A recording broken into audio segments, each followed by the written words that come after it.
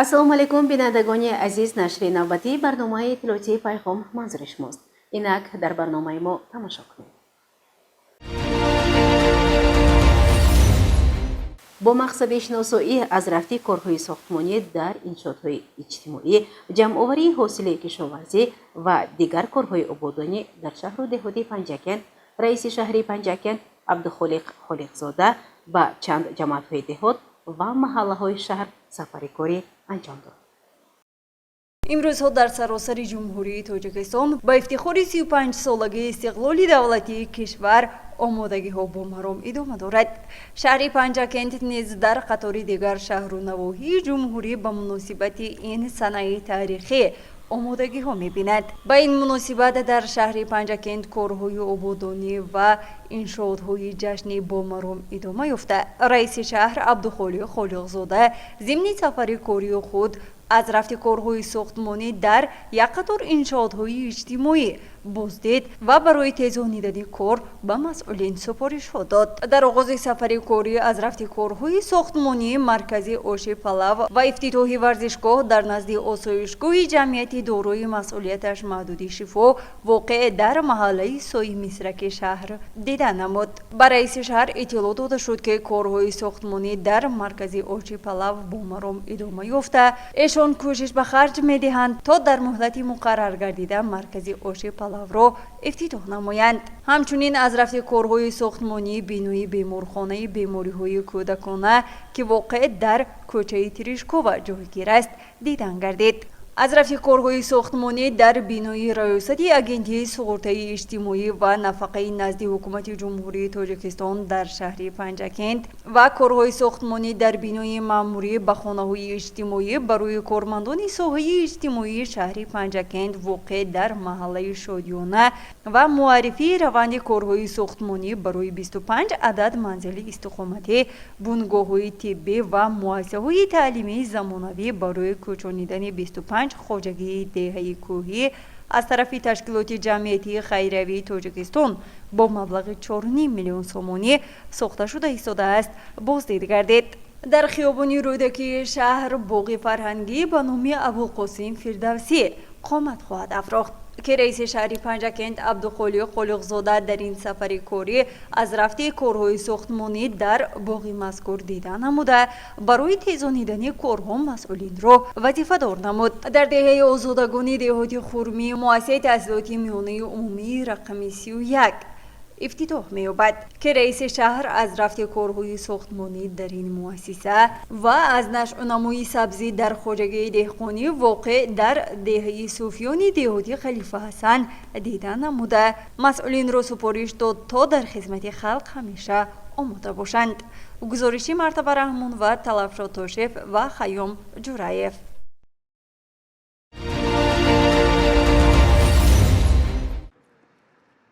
бо мақсади сазовор таҷлил намудани ҷашни фархондаи давлату миллати тоҷик 35-мин солгарди истиқлоли давлатии ҷумҳурии Тоҷикистон баробари дигар шаҳру навоҳии кишвар, шаҳру деҳоти Панҷакент низ бо корҳои ободониву созандагӣ ва хӯрамгардонӣ ин санаи муборакро пешвоз хоҳад гирифт. бо мақсади шиносоӣ аз рафти корҳои бунёдкорӣ раиси шаҳри Панҷакент Абдухолиқ Холиқзода ба ҷамоатҳои деҳоти Сӯйҷина, Вору, Лоиқширалӣ ва Рӯдакӣ сафари корӣ анҷом дод.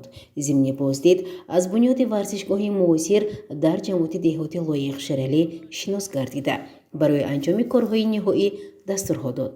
ҳамзамон раиси шаҳри Панҷакент аз фаъолияти имрӯзаи беморхонаи минтақавии ин ҷамоат, ки 3 моҳ қабл бо иштироки пешвои муаззами миллат сарвари давлат муҳтарам Эмомалӣ Раҳмон ифтитоҳ ёфта буд, шинос гардид. барои ободониву тоза нигоҳ доштани гирду атроф ва фаъолияти пурсамару содиқона ва меҳрубононаи кормандони соҳаи тиб маслиҳатҳо дод. дар ҷараёни сафар раиси шаҳри Панҷакент Абдухолиқ Холиқзода аз муассисаи Ширхоргоҳ кӯдакистони рақами 14 ба номи Лоларо дидан кард. инҷо барои беҳтар намудани шароит барои кӯдакон ва кормандони он бо таҷҳизоти зарурӣ муҷаҳҳаз намудани коргоҳ ва лавозимоти таълимиву рахти хоб масъулин вазифадор карда шуданд. соҳаи маориф ки яке аз соҳаҳои муҳими давлату миллат ба ҳисоб меравад ва барои рушди ин соҳаи иҷтимоӣ ҳукумати ҷумҳурии тоҷикистон ҳамеша тадбирҳои амалӣ меандешад бо мақсади дар шароити хубу муосир таълим гирифтани насли нав дар деҳаи заврони ҷамоати деҳоти шинк бинои нави муассисаи таҳсилоти миёнаи умумии рақами 124 бунёд мегардад.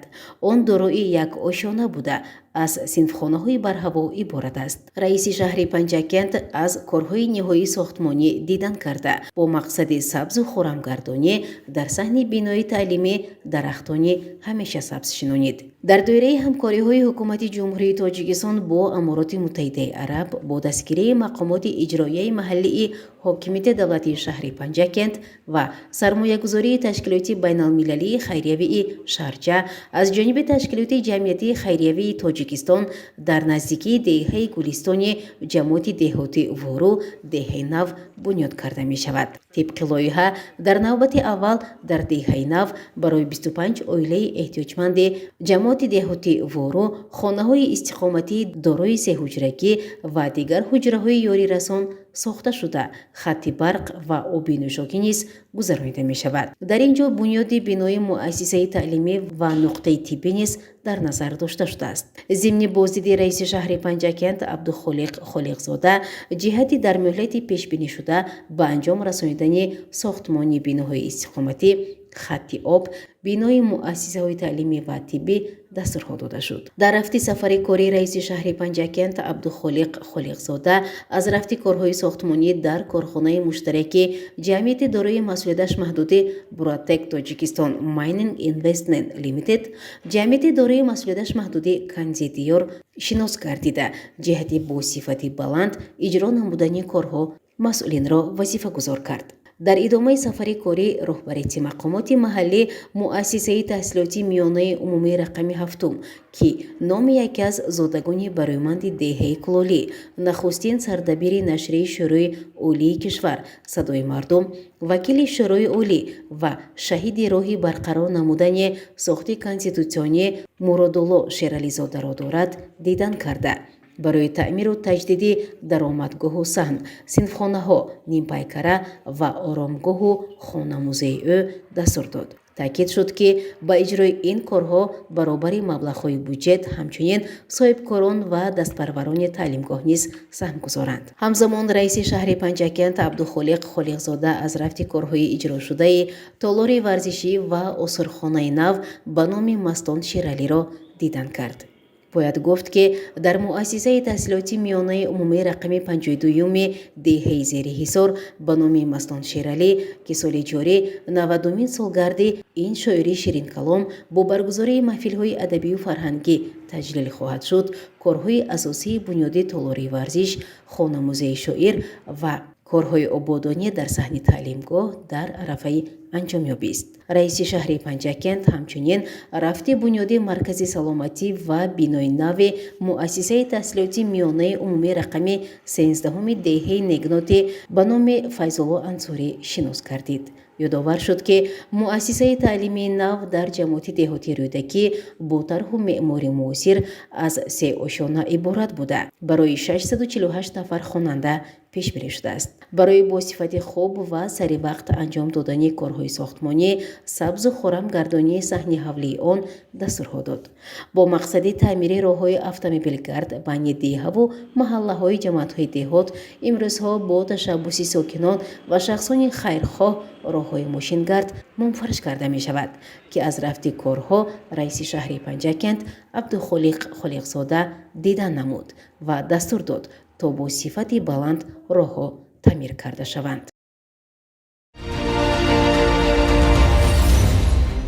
идомаи барнома дар шаҳри Босонияи Панҷакент нерӯгоҳи хурди барқи обии Панҷрӯд ба фаъолият оғоз намуд. мутаваҷҷеҳ бошед ба гузориши ҳамкасби мо Далери Босор. нерӯгоҳи барқи обии панҷруд ки дар минтақаи зебои деҳаи ҳамном воқеъ аст намунаи равшани татбиқи ҳидоятҳои пешвои муаззами миллат президенти ҷумҳурии тоҷикистон муҳтарам эмомалӣ раҳмон дар самти рушди инфраструктураи энергетикии кишвар ва истифодаи васеъи манбаъҳои барқароршавандаи энергия ба ҳисоб меравад. ин иншооти муҳими энергетикӣ дар соли 2009 аз ҷониби соҳибкори маҳаллӣ мардон насриддинов бо ҷалби аҳолии деҳа ва дастгирии мақомоти маҳаллӣ бунёд ёфтааст. сокинон бо эҳсоси гарми ватандорӣ ва меҳнати дастҷамъона дар корҳои сохтмонӣ ширкат варзида барои амалӣ шудани ин иқдоми арзишманд саҳми муносиб гузоштанд. нерӯгоҳ бо иқтидори 500 киловатт фаъолият намуда ба беш аз 5000 нафар аҳолии деҳаи панҷруд ва қисман ба деҳаҳои ҳамсояи артуҷ ва кулолӣ нерӯи барқ мерасонад. маҳз бо шарофати фаъолияти пайвастаи ин нерӯгоҳ имрӯз ин минтақа аз мушкилоти солҳои қаблӣ норасоии нерӯи барқ комилан раҳо ёфтааст. сокинон бо ифтихор мегӯянд ки имрӯз дар фаслҳои сармо низ хонаҳои онҳо пурнур ва гарм мебошанд. тибқи гуфтаи масъулон таҷҳизоти асосии нерӯгоҳ аз кишварҳои пешрафта ворид карда шуда мунтазам нигоҳдорӣ ва навсозӣ мегардад. ҳоло дар ин иншоот чанд нафар мутахассисони маҳаллӣ фаъолият доранд ки ҳамаи онҳо дар ҳамин минтақа зиста аз ҳисоби ҳамин кор манбаи даромади доимӣ доранд. соҳибкори ватанӣ мардон насриддинов иброз медорад ки бунёди ин нерӯгоҳ на танҳо ба ҳадафи иқтисодӣ балки ҳамчун амали ватандӯстона сурат гирифт. зеро ба гуфтаи ӯ ҳар як фарди бедордил бояд дар ободии маҳалли зист ва пешрафти ватан саҳмгузор бошад. соли 2009 бо ёрдами мардуми деҳаи панҷруд ҷамоати рӯдакӣ саҳм гирифтем ки дар зодгоҳи худ қадре ҳам бошад як нерӯгоҳи хурд ба истифода диҳем. нерӯгоҳи барқии обии панҷруд бо иқтидори 500 киловатт нерӯи барқ ба мардум барқ медиҳад, равшанӣ медиҳад. нерӯгоҳи панҷруд на танҳо як манбаи барқи маҳаллӣ балки як макони намунавӣ барои ташаккули ҳисси ҳамбастагӣ ва худбоварии мардум гардидааст. имрӯзҳо сиёсати энергетикии ҷумҳурии тоҷикистон таҳти раҳбарии пешвои миллат муҳтарам эмомалӣ раҳмон ба ҳадафи бузурги истиқлоли энергетикӣ нигаронида шуда татбиқи чунин лоиҳаҳои хурду миёна дар тамоми минтақаҳо қадами муҳим дар расидан ба ин ҳадафи миллӣ мебошад. нерӯгоҳи панҷруд бо дастгирии мақомоти маҳаллӣ ва масъулони соҳа фаъолияти худро идома дода соҳибкор нақша дорад иқтидори истеҳсолии нерӯгоҳро зиёд намуда шабакаи интиқоли барқро то дигар деҳаҳои ҷамоати рӯдакӣ низ васеъ намояд ва дар ин баробар барои бунёди нерӯгоҳи барқи обии панҷруд 2 замин ҷудо гардида сохтмони он низ оғоз мегардад. 2 километр болотар ба мо ҳукумати шаҳри панҷакин замин ҷудо кард. сертификати истифодаи ҳуқуқи замин барои сохтани нерӯгоҳи панҷруд 2 иҷозат дод. тамоми шароитро давлат ҳукумат барои мардум муҳайё кардааст. мо бояд ки фақат аз як гиребон сар бароварда на ин ки сохти нерӯгоҳ, сохтани мактаб, бунгоҳи тиббӣ, корхонаи хурд, чӣ корхоне як дӯконе бошад ки мо бояд сохта ба мардум хизмат кунем. дар баробари таъмини аҳолӣ бо нерӯи барқ ин нерӯгоҳ ба рушди иҷтимоию иқтисодии деҳа низ мусоидат кардааст. бо мавҷуд будани барқ муассисаҳои таълимӣ марказҳои тиббӣ ва дигар иншооти иҷтимоӣ низ имкони фаъолият дар сатҳи баланд пайдо кардаанд. сокинони деҳа изҳори миннатдорӣ менамоянд ки маҳз бо сиёсати хиратмандонаи пешвои муаззами миллат ва меҳнати ватандӯстонаи фарзандони худи деҳа имрӯз зиндагии онҳо рӯ ба беҳбудӣ ниҳодааст. воқеан ҳам нерӯгоҳи панҷруд намунаи возеҳи татбиқи амалии сиёсати энергетикаи сабз дар ҷумҳурии тоҷикистон буда таҷрибаи он метавонад барои дигар минтақаҳои кишвар низ намунаи ибрат гардад.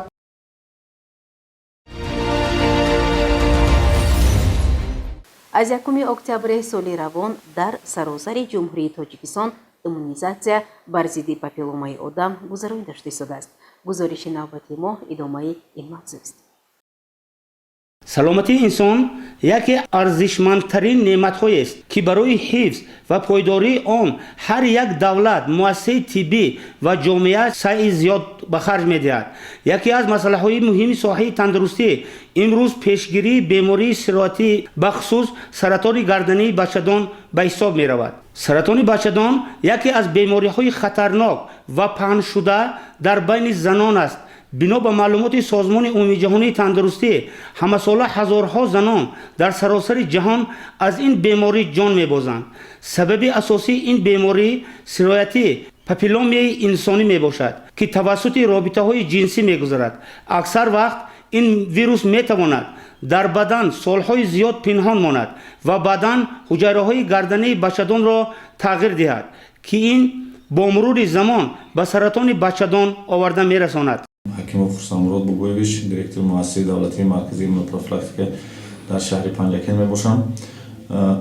Бояд қайд намоям, ки хусусан дар соҳаи тандурустӣ яке аз мушкилиҳои асосие, ки ба назар мерасад, ин мушкили бемориҳои саратонӣ аст ва хушбахтона имрӯз бо дастгирии асосгузори сулҳ ваҳдати миллӣ пешвои муаззами миллат муҳтарам Эмомалӣ Раҳмон аз 24 июли соли 2005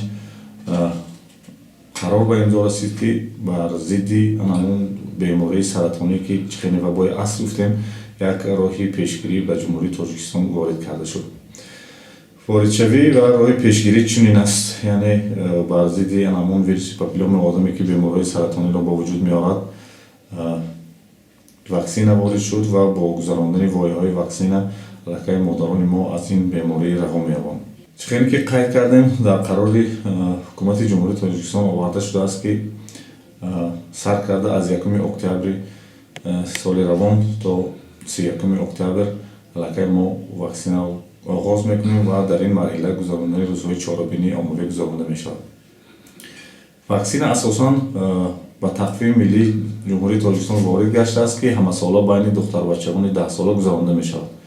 ғайр аз ин, барои коҳиш дохдани сатҳи бемории саратонӣ ва солим нигоҳ доштани модарон, нафароне ки то давраи ворид шудани ваксина масъулият бар зидди ин вирус надоштанд, яъне байни духтарбачаҳои аз 11-14 сола, дар давоми моҳи октябр сар карда аз аввали моҳ то охири моҳ, ки аллакай рафта истодааст, иммунизатсия гузаронда мешавад.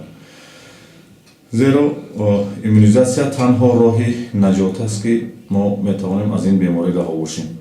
яке аз роҳҳои асосии пешгирии ин беморӣ эмгузаронӣ бар зидди вируси папилломаи инсонӣ мебошад, ки ин яке аз дастовардҳои муҳимтарини илм дар соҳаи тандурустии занон аст. он метавонад то 90% ҳолатҳои саратони гардании бачадонро пешгирӣ намояд. ман бобои Безарина, духтури табиби занона мебошам. бемориҳои занона ва ҳамчунин ҳомиладоронро дар таҳти назорати амбулаторӣ ба қайд гирифта табобат ва барои пешгирии ҳар хел бемориҳои занона маслиҳат ва машварат медиҳам. яке аз проблемаи умумии ҷаҳонӣ, ки дар замони ҳозир дида метавонем, ин вируси папилломи одам ба ҳисоб меёбад. яке аз бемориҳои вирусҳои паҳнтариншуда дар ҷаҳон мебошад.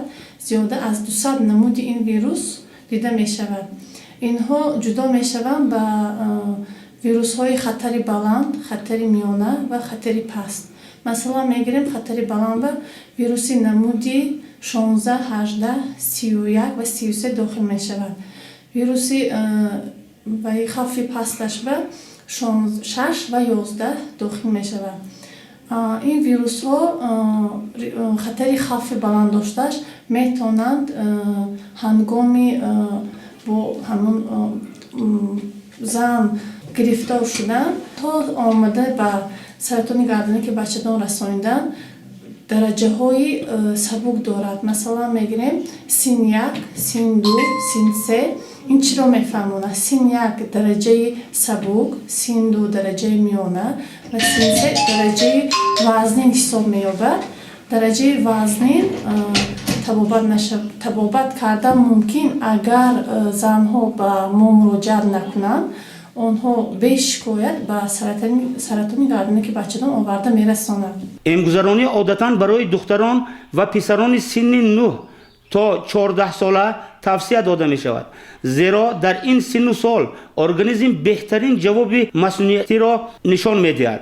агар шахс қабл аз оғози робитаҳои ҷинсӣ эм гирифта бошад, эҳтимоли сироят ёфтан аз вирус хеле кам мегардад. табиб саратоншинос Шамсӣ Нӯширалӣ, бемории саратони гарданаки бачадон ин яке аз намуди бемориҳои саратонӣ мебошад, ки дар байни бемориҳои узвҳои занона ҷои дуюмро ташкил мекунад. раванди беморӣ асосан дар марҳилаи аввал маълум нест. сабаби ба вуҷуд оварандаи ин беморӣ бештар вируси папилломаи одам мебошад, ки роҳҳои гузариши ин вирусам ба воситаи пӯст, захмҳои дар пӯсту ва лобпарраҳо буда خب علاقه جنسی توسط اشیاء نمایشی گذاشتنش ممکن سرطان گردنه که بچدون این ویروسی پاپیلوما آدم به حساب می رود که این میتونه در ارگانیسم انسان سالهای زیاد باقی ماند و در موردهای مناسبی که سبب‌های می شود که حالت ایمنی زن تغییر می یابد این بیماری به وجود میاد. نشانه های این بیماری در مرحله اول شکلی گفته معلوم نیست. دیگر یکی از نشانه هاش درد، خونروی از عضوهای تناسل در هنگام معاینه کالپوسکوپی معاین کرده می شود. بعد بیشتر هنگام گرفتن تشخیص های سیتولوژی، هیستولوژی، ایمونوهیستوکیمیا معاین کرده می شود. برای اینکه سر وقت این بیماری رو ما معاین کنیم حتما باید که زنهای سن سال رپرودکتیوی یا دوره کلیمکسی حتما هر 6 ماه باید یک بار از معاینه دکتری گینکولوگ گذارند و در مرحله اول بیماری معاین کنند. هنگامی در مرحله اول بیماری معاین کردن طبابت نسبتا سبکتر میگذرند. برای زنانی که سن و سالشان از این دوره گذشته است نیز واکسن میتواند فایده‌آور باشد، گرچند که تاثیر آن کمتر می شود. در بعضی کشورها از جمله کشورهای اروپایی، استرالیا و کانادا برنامه‌های حتمی امگذرانی بر ضد این ویروس عملی می‌کند که نتیجه‌های خیلی مثبت دادند. من دکتر آیلوی مدیر سرور مرکز سلامت شهر کسودیان شانسی هستم. در روزهای ایمونیزاسیون عمومی بر ضد ویروس پاپیلوما ویروس آدم 390 نفر ما مقدوری مسئله داشتیم. دکترای آی 11 ساله تا 14 ساله همشون آیم کردیم. حالتهای نامعلوم نشده است. سحری با مکتب چهار زدیم، همه دکتر پرسیدیم، این گرفته که پرسیدیم برآمدیم، همشون هست. ما همچنین دکتر آیلوی سرور مرکز سلامت شهر کسودیان از نام خودم، از نام اهالی مرکز سلامت کسودیان شهر کسودیان جماعت دیاده کاستاروش و محترم پرزیدنت خودم برای رایگان همینقدر واکسن‌های دادگشان و رحمت کلام میگیم منتداری اظهار میکنم. این واکسن در شکل 2 یا 3 ویا گذرانده می شود. برای کودکان و نورسان تا 15 ساله عادتاً 2 ویا کفایه است. برای کلانسالان باشد 3 ویا توصیه داده می شود. طبق دستورهای طبی بین هر یک ویا فاصله معین نگاه داشته می شود. پس از گرفتن واکسن شخص می تواند فعالیت هر روزی خود را ادامه دهد، زیرا تاثیرهای جدی پنهان شده آن کم به نظر می رسد. احساس درد یا ورم در جای تزریق یکی از تاثیرهای موفقیتی به شمار می رود. با وجود اهمیت امگذرانی، گذراندن معاینه‌های منتظم نیز بسیار مهم است. زنان باید بعد از سن 21 سالگی سنجش پاپ تست گذرانند که این امکان می‌دهد سرطان گردنه بچه‌دان در مرحله‌های اولی رشد آشکار شود. معالجه سری وقتی می‌تواند حیات انسان را نجات دهد. امگذرانی نه تنها از بیماری محافظت می‌کند بلکه سلامتی آینده نسل‌های نورس را تامین می‌سازد. از این لحاظ دولت‌ها، مؤسسه‌های تندرستی و جامعه باید در بلند برداشتن سطح معرفت و اشتراک در برنامه‌های امگذرانی سهم فعال داشته باشند. گزارش غیب الله محمدیف، خیام جوریف.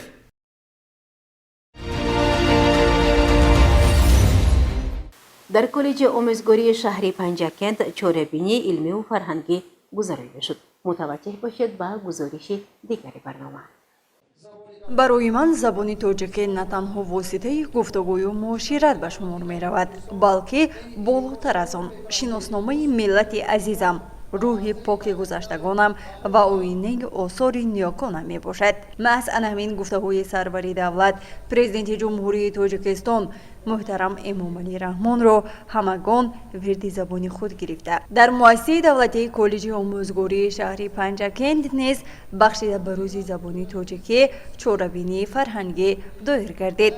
дар он намояндаи мақомоти иҷроии ҳокимияти давлатии шаҳри панҷакент мудири шӯъбаи рушди иҷтимоӣ ва робита бо ҷомеаи дастгоҳи раиси шаҳр шириншо нуруллоев иштирок ва суханронӣ намуд. ӯ зикр намуд ки таърихи инсоният борҳо собит намудааст ки дар ҳама давру замонҳо эҳтиром гузоштан ба арзишҳои миллӣ аз ҷониби шахсиятҳои алоҳидаи сиёсиву фарҳангӣ паёмадҳои нек ба бор оварда ба тавассути ин амал кору пайкор ва номи эшон дар сафҳаҳои таърих бо хати тилло сабт мегардад. дар ин миён нақш ва ҷойгоҳи фарзанди фарзонаи миллат ва сиёсатмадори варзида президенти ҷумҳурии Тоҷикистон Эмомалӣ Раҳмонро хосатан бояд қайд намоем ки агар мо имрӯз забони давлатии худро дорем, ин таҳти роҳбариҳои сарвари кишвар аст.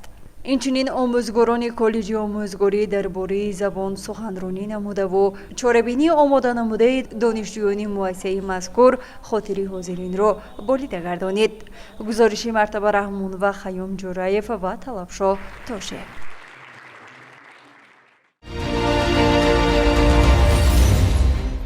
бинандагони гиромӣ, ин буданд он ҳама хабару гузоришҳое ки то ин дам бароятон таҳия ва пешкаш намудем. то барномаҳои дигар саломату сарбаланд бошед.